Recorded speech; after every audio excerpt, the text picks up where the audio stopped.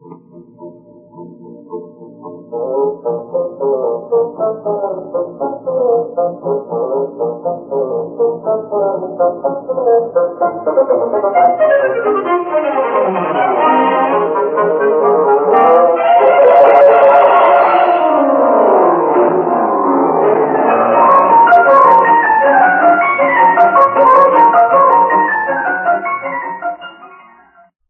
to the Great Detectives of Old Time Radio. From Boise, Idaho, this is your host, Adam Graham. If you have a comment, email it to me, box13@greatdetectives.net. Follow us on Twitter at Radio Detectives, and become one of our friends on Facebook, facebook.com/Radio Detectives. Well, we begin our fourth listener support campaign. We do these twice a year. And in the early parts of the show, we were able to do actual advertising. But it's been a long time since we've been able to have and maintain an advertiser. And so to help defray costs to the show, as well as to hopefully move us into a position where we'll be able to focus more on the things we're passionate about, including old-time radio, be able to give more things to efforts like the show, we began listener support campaigns, and people have just been so wonderfully supportive over the years, and I always like doing them, not just because of the support, but also because we're able to send out some great thank you gifts to our listeners and introduce them to some pretty amazing stuff. The listener support campaign runs through March the 15th, and you can give online through PayPal, or if you have a Wells Fargo or Bank of America account, you can actually send it online to the email address box13@greatdetectives.net, or you can mail in the donation. As is the case throughout the year, all donations of $7 or more receive access to our premium site. In addition, listeners who give a donation of $20 or more will receive a coupon for a free digital copy of All I Needed to Know I Learned from Columbo, which examines life lessons from 7 great fictional detectives. In addition to that, they'll receive one additional thank you gift, and I'll just highlight a few. At the $20 level, we have a Colonial Radio Theater radio plays, or modern radio dramatizations. And their Perry Mason is very popular with our listeners, and they have 5 separate volumes. You can choose any one of those at the $20 level. In addition, we've added 3 Kindle books as options at the $20 level, including that I wrote, including What Made the Golden Age Shine, which is an essay on what truly makes Golden Age entertainment special, and 2 novellas that are sequel to a novel I wrote, Powerhouse Flies Again and Rise of the Robo-Lawyers. $50, one option we have is a BBC Radio 4 play of Poirot or Miss Marple of your choice from Audible. And at the $100 level, we've added the audiobook version of Tales of the Dim Night we'll send to you as a thank you gift. And for our U.S. listeners, we've added a $250 donation level. For a donation of $250, we will send you Nero Wolfe, the complete Whodunit series on DVD, is our way of saying thank you for your support of this year's listener support campaign. All right, well, with that said, and sorry for the lengthy introduction, we'll get into today's show after letting you know to go to support.greatdetectives.net to support this year's listener support campaign. Now it's time for The Adventure of the Silent Tongue. The Adventures of Frank Race, starring Paul Dubov, with Tony Barrett as Mark Donovan.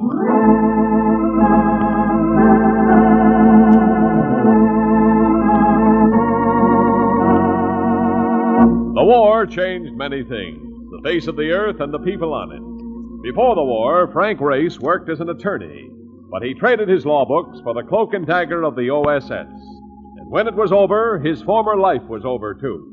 Adventure had become his business. The Adventures of Frank Race.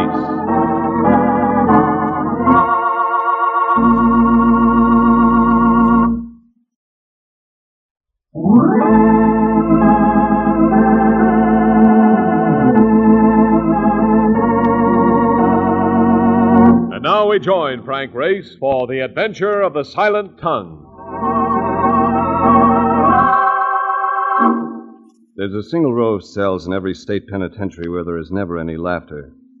In these cells, the lights burn with a feverish brightness day and night, because there is no sleep, no rest this side of the big sleep. Murderer's Row.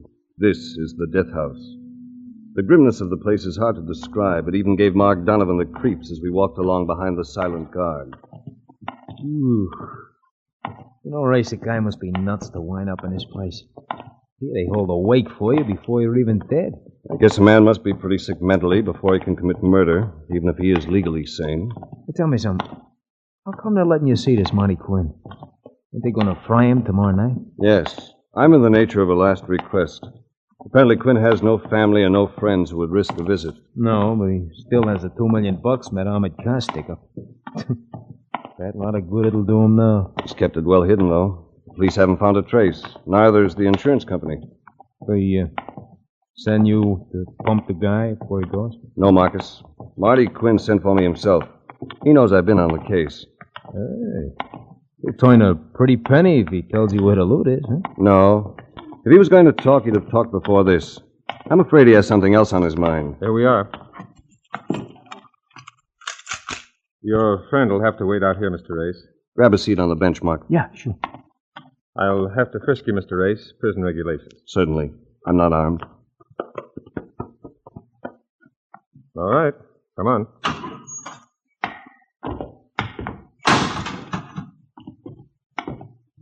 Here's your cell, Mr. Race.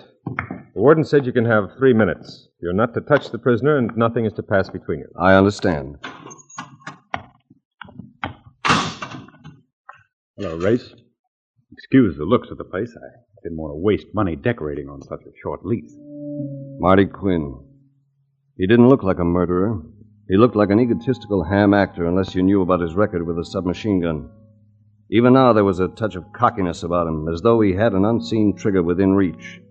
It was a defiance that lingered in spite of a split pants leg and a shaven head, ready for the brine-soaked sponge that would carry the high voltage into his brain. You look uncomfortable, Race. Sit down.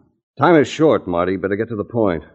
You want to tell me where the money is? I told you once before. I don't know anything about any money.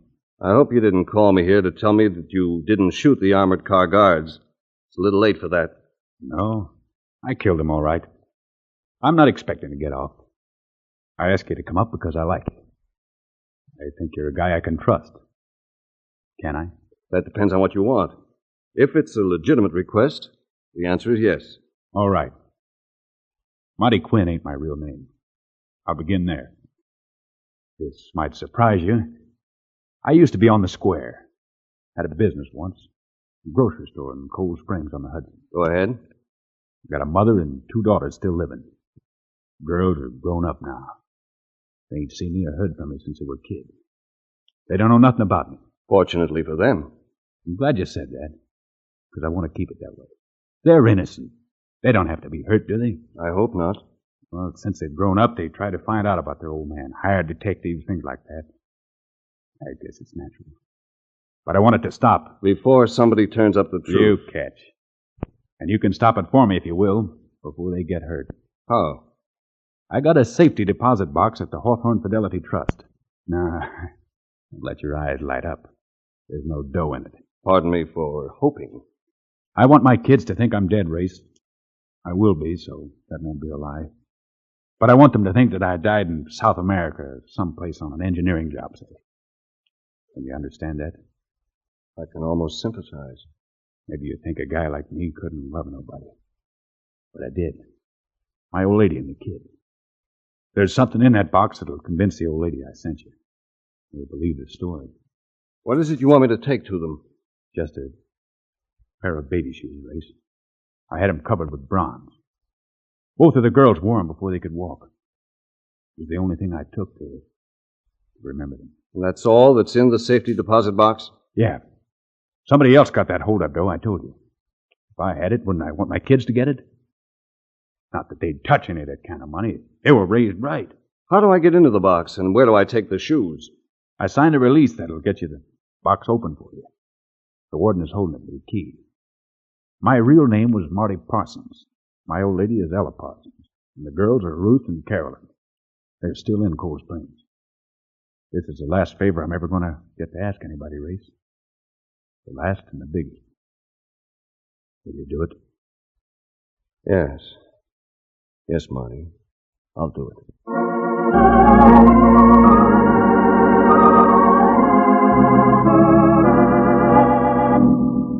The Hawthorne Fidelity Trust Company turned out to be a conservative and reputable bank. The kind Marty Quinn or Parsons usually entered the hard way, accompanied by the ringing of gongs and the firing of guns. It was a busy bank on a busy intersection, and I instructed Mark Donovan to keep driving around the block until I came out. A lovely thing who could have been in any floor show on Broadway accompanied me to the vault, and I took possession of the bronze baby shoes. Smothered an impulse to ask the clerk if she had a telephone and lived with her mother, had made my way back into the street. Looking for a lift, mister? Well, that's very kind of you, but I have a friend in a car circling the block and... I think you'd enjoy riding with me. It seemed to be my day for beautiful girls, and I was pondering my unexpected good fortune when I suddenly became aware that the offer of a ride was not an offer, but a command. A command backed by a pistol the girl was holding in her purse. The green sedan there. Get in. You frightened me. I might be arrested for hitchhiking. If you don't move, you may pick up a ride to the morgue. If this baby was fooling, it didn't show in her deep brown eyes. There was something smoky about them, like fire smoldering under autumn leaves. She prodded me with the gun, and I climbed into the back of the sedan. Behind the wheel sat an old lady in a bonnet. She looked like Whistler's mother. There was another young girl in the car, too, and she looked like the one who made Whistler whistle. Since we're making a tour of the city together, permit me to introduce myself. I'm Frank Race. You know who we are. Yes. I take it that you're Marty Parsons' eager relatives. Which one are you? I'm Carolyn. Then you must be Ruth. I'm delighted. You won't be delighted for long. Isn't anybody going to introduce me to Grandma? You, have something that belongs to these girls, Mr. Race. Hand it over. Not just yet. I promised to make delivery in Cold Springs, and I always try to keep my promises. We want those baby shoes, and we want them now. Never mind, Ruth. I can handle this. We're giving you a fair chance, Mr. Race. If you want to get out of this car and walk away, just give me the shoes. If you don't, I'm perfectly capable of taking them. You won't like that. Oh, but you're ruining my act. I have a story to tell, a great dramatic performance that goes with the delivery of these shoes. There's been enough talk, Carolyn. Granny's right. Get 'em. You've heard the consensus, Race. That smoky look came into her eyes again. I dug the shoes out of my pocket, and the girl named Ruth leaned over from the front seat and grabbed them. The shoes caught Carolyn's glance for a moment, and I grabbed at the handbag and the gun. It was a foolish play. I had Carolyn tied up effectively, but Grandma didn't get rattled at the wheel as I had planned, and from the corner of my eye, I saw Ruth with a smile on her pretty face swing the hard bronze shoes at the side of my head. Oh! All right, Carolyn, open the door and shove him out in the street. Do it as we turn the corner. You may be able to dump him under the trolley cars.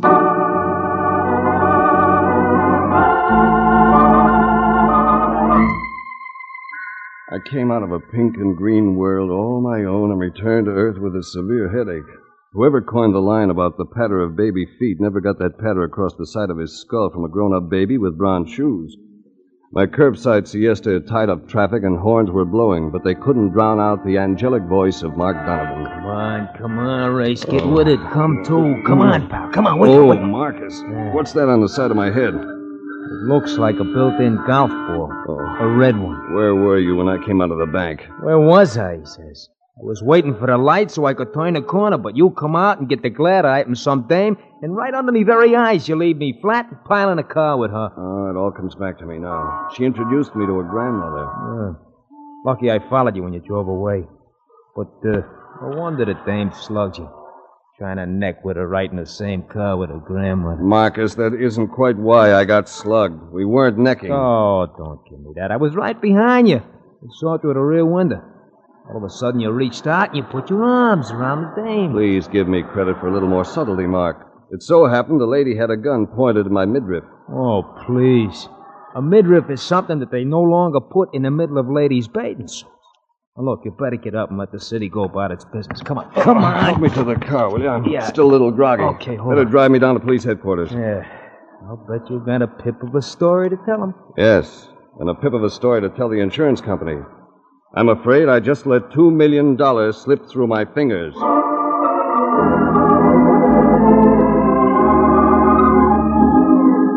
On the way to police headquarters, I briefed Mark on the story Marty Parsons had told me in the death house.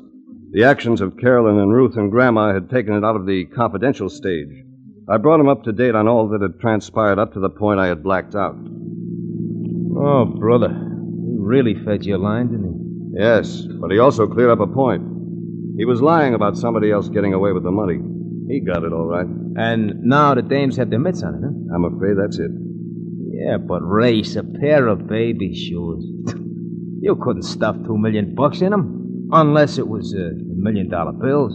And there ain't no such thing. Or is there? Only one I ever saw had a picture of Mickey Mouse in the middle of it. No, the money couldn't have been in the shoes.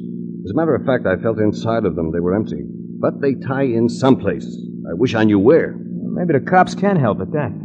Oh, here we are.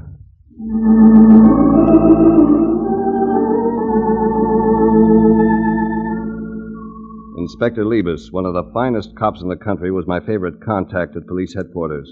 Mark and I went up to his office and waited while he chewed his cigar nervously and poured methodical orders into the telephone. Make sure they set up roadblocks on all highways leading into town. But check the cars going out, too.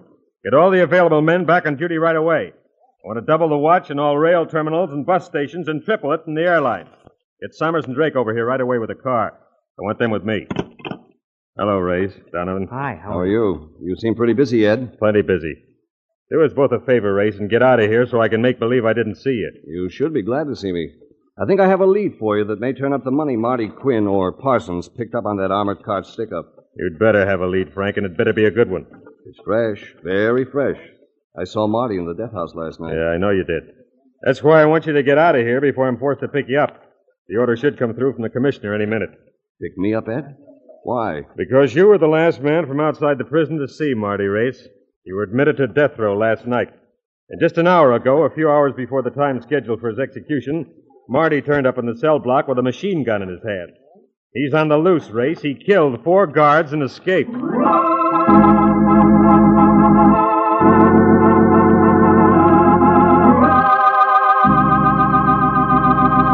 We'll return to the adventures of Frank Race in just about 1 minute.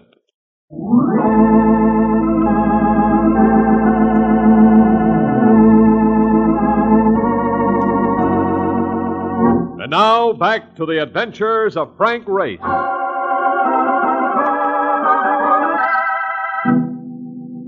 Marty Quinn's escape had touched off a king-size manhunt with a good chance that I might wind up in the middle.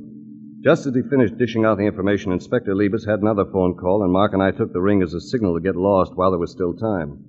We made our way to the car and headed across town. Oh, brother, I thought that cop was going to toss you in a clink, but fast. He's just giving me a break because we're friends. He knows I had no part in that escape. Somebody must have been awful careless to let that Marty character get his mitts on a chatterbox. It wasn't an accident. That break was planned, well planned and perfectly timed. Yeah, so how do you know? Because that's why he sent me in after the shoes. That box was checked by the police when Marty was taken in, and they passed up the shoes because they seemed irrelevant and personal. He wanted them, though, and he knew that I could go in and take them out without question. If he tried to get to them after the break, he'd be nailed. Makes sense. Uh-oh. Race. What? Take a look in the mirror. I think that heap behind us has been there since we left police headquarters. Uh-huh.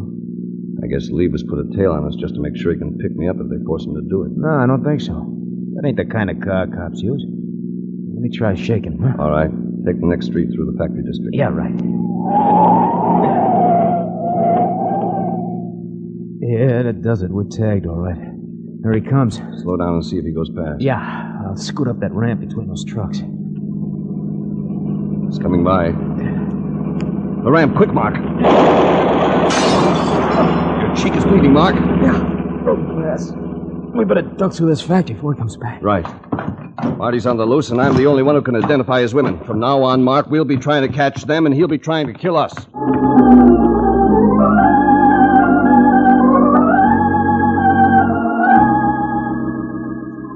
When a cold-blooded murderer is after your life, the safest place to be is in police custody. But when you're on an assignment with $2 million to recover, you have to play clay pigeon. I sent Mark into the underworld to see what he could pick up via the grapevine. Then I went home to my apartment to wait. I didn't wait long.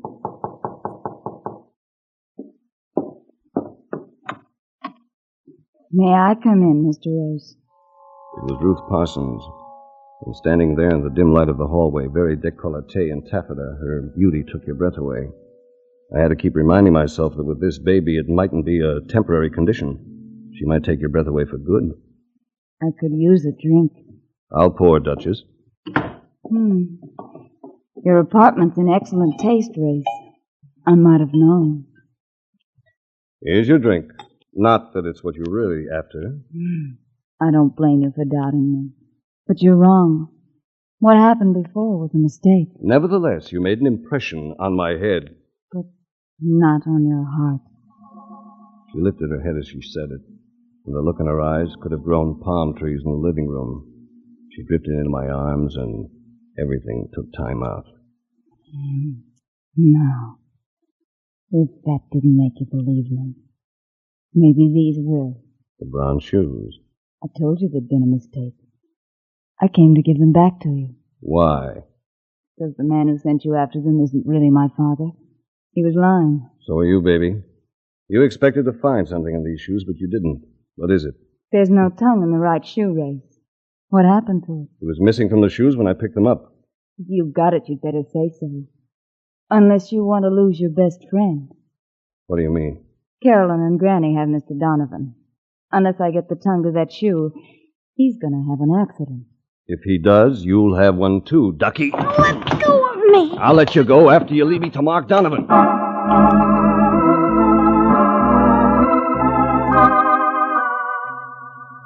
The hideout was an old barge tied to the end of a deserted wharf. I preceded Ruth Parsons down the ladder so she couldn't make a break on the deck and herald our approach. It turned out to be another bad guess on my part.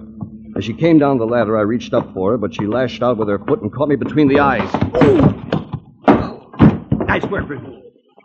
All right, Race. Keep the knife against your ribs. Walk into the cabin and don't make a sound. I walked, and I didn't see his face until we were under the glow of a shaded gasoline lamp in the cabin. Then the face was all too familiar, the thick lips, the red razor scar that ran from one ear down under the chin. A visage I had seen often over a period of years on reward posters. A man wanted dead or alive, Bernie Donatello, only 2 notches away from the dubious distinction of being public enemy number 1. You got the look of a guy who thinks he's going to collect some reward money. You're going to be disappointed. You're holding a friend of mine. Where is he? You'll go bye-bye together in a little while. Don't be impatient. You wouldn't tell me where the tongue was, Bernie. Don't worry about that. Marty had it. I choked it out of him while you were gone. That dirty double-crosser. He was here in the barge all the time, and he tried to get away with it. You should have killed him. What do you think I did, baby? Now all I got to do is get rid of this guy and his friend, and we can cut a melon and get out of the country. What about Granny and Carolyn? That's up to you. You want to split your half 3 ways, or you want to come with me and pool the works? I'll go with you. You make a charming sister, and an even more charming granddaughter, Ruthie. You really fell for that family story Marty gave you, didn't you? Never mind that. He's still got one fall coming into the river. Go on, Race. In there. Pushed me through the door into the main cabin. Carolyn and Granny were sitting there, a single candle on a box between them. Marty Quinn was stretched out on the floor, his neck broken. Mark was curled up in a corner, unconscious. It's about time you got back with him. We better be getting out of here. I'll get things ready in the car. Never mind, Carolyn. Stay where you are. You too, Granny. What's going on here? That should be obvious. You better go for that gun, Carolyn, if you still have it. Look out! Get the candle out, Ruthie. Get a light. Carolyn was hit. I found her in the dark after her scream and got the gun. I moved away from the corner. Mark was in to draw their fire. I've got a gun too, Bernie. Oh, I'm hit. I'm hit. Come on, Ruthie. The door.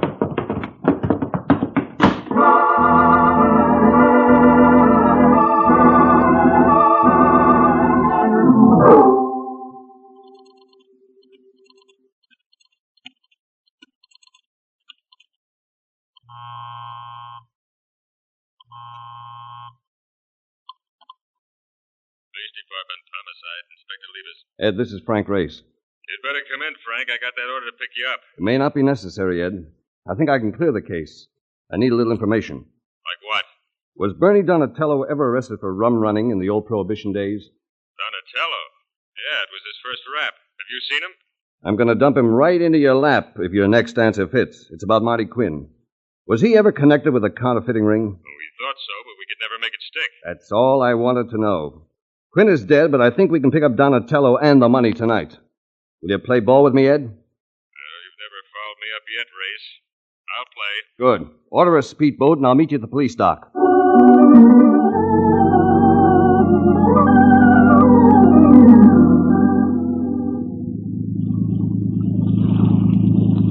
This hunch of yours better pay off, Race. I think it will. Look, what makes you think the door is near Cold Springs on the Hudson? Marty made me think so. He lied to me when I saw him in prison. He was an egomaniac like most killers. He thinks people who work on the right side of the law are stupid. I don't get it. Part of his warped psychology was to throw in a clue with the lies, just to give him a bigger kick out of getting away with the money. Mentioning Cold Springs was the clue. And that sounds like a long shot to me, Frank. Think so? If Quinn was a counterfeiter at one time, he'd know engraving, wouldn't he? Yeah? That's what was on the baby shoe tongue. An engraved map on the bronze showing where he buried the $2 million. Well, that could be. And Bernie Donatello is an old rum runner, figure stone, and operator speedboat. That's why you didn't catch anything in your dragnet after the armored car heist. You overlooked private boats on the river. I gotta hand it to you, Race. You come up with answers. But I still think Cold Springs is a long shot. Hudson is a big river. Just the same, I'm gambling on the psychology of a warped mind. When we get opposite the town on the river, cut the motor and drift downstream along the bank.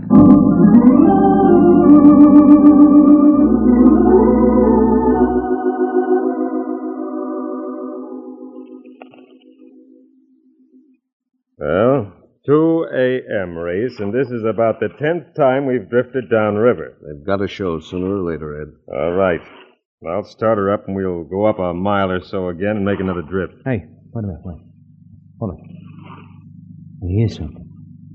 Another launch. Yes, it's running without lights, just as we are, or we'd see it. That isn't common at 2 a.m., Ed. Oh, it isn't. Hey, there it is, in the moonlight, see? About a quarter-mile down, just offshore. He's turning in. Yeah, there's a cove down there. We passed it before. I'll start up and we'll grab him. Not yet. I want them to lead us to that money. If we get them first, he'll ditch that bronze tongue, and we'll never find it without excavating half the riverbank. Some place to put dough in the riverbank. We'll just keep drifting. By the time we get near that cove, Bernie Donatello should be working with a pick and shovel.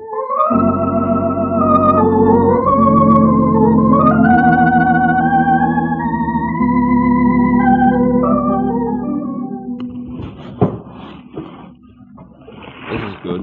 We'll tie up here. We're about 50 yards above the cove. We can fan out as we crawl through the brush. You both got guns? Yeah, sure. Yes. Let's go. Hold it a minute. Hold on. Bernie's digging in, all right. Ruthie, flash the lights down. That's it. He's got it. Let's rush him. Go. All right, Bernie, up with your hands. Douse the light, Ruthie. You can't douse my light. Drop that gun. Don't shoot! You can't shoot a woman! No, but you made clay pigeons out of Carolyn and Granny. That's a capital offense, baby. It was dark, Race. You can't be sure. Help me and I'll do anything you say. I'm sorry, baby, but you got a blind date with the Power and Light Company. Yes, sir. There's a chair, all reserved.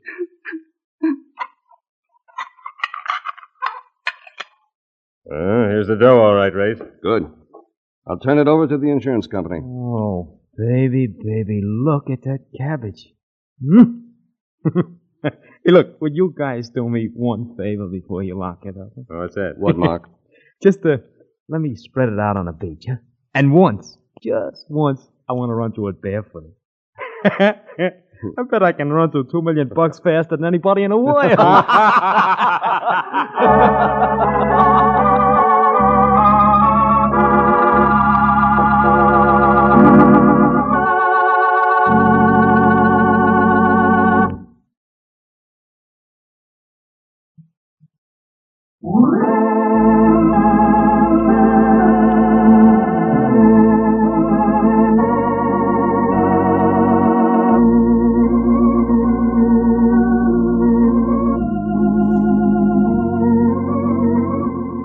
Adventures of Frank Race, starring Paul Dubov with Tony Barrett as Mark Donovan, comes to you from Hollywood. Others heard in tonight's cast were Eve McVeigh, Joy Terry, Michael Ann Barrett, Frank Gerstle, and Tom Charlesworth. This series is written and directed by Buckley Angel and Joel Murcott. The music is composed and played by Ivan Ditmar. Be sure to be with us again this time next week for another dramatic chapter in the Adventures of Frank Race. Art Gilmore speaking. This is a Bruce Ells production.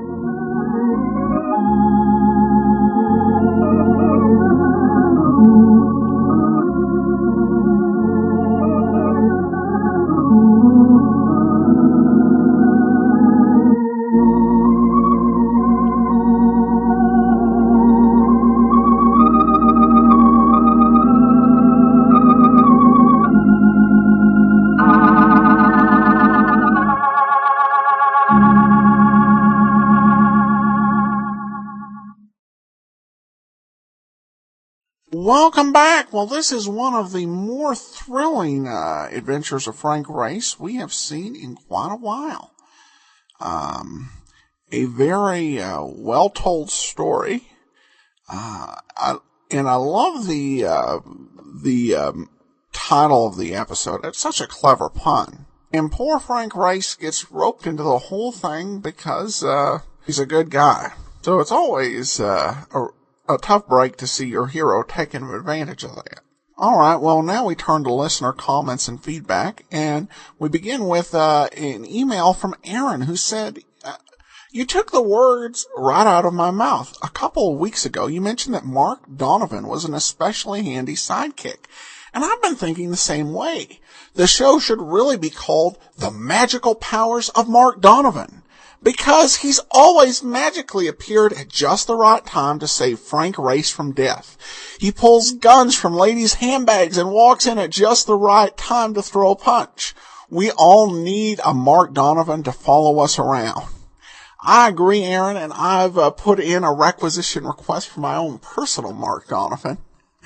The great character, though no miraculous work tonight.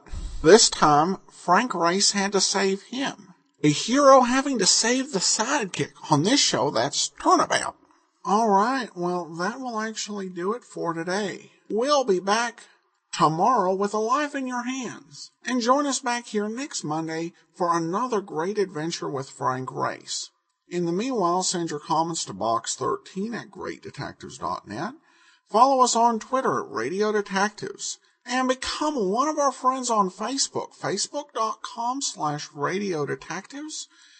We're about 30 friends away from 2,000, and we'd love to have you join the number. But from Boise, Idaho, this is your host, Adam Graham, signing off.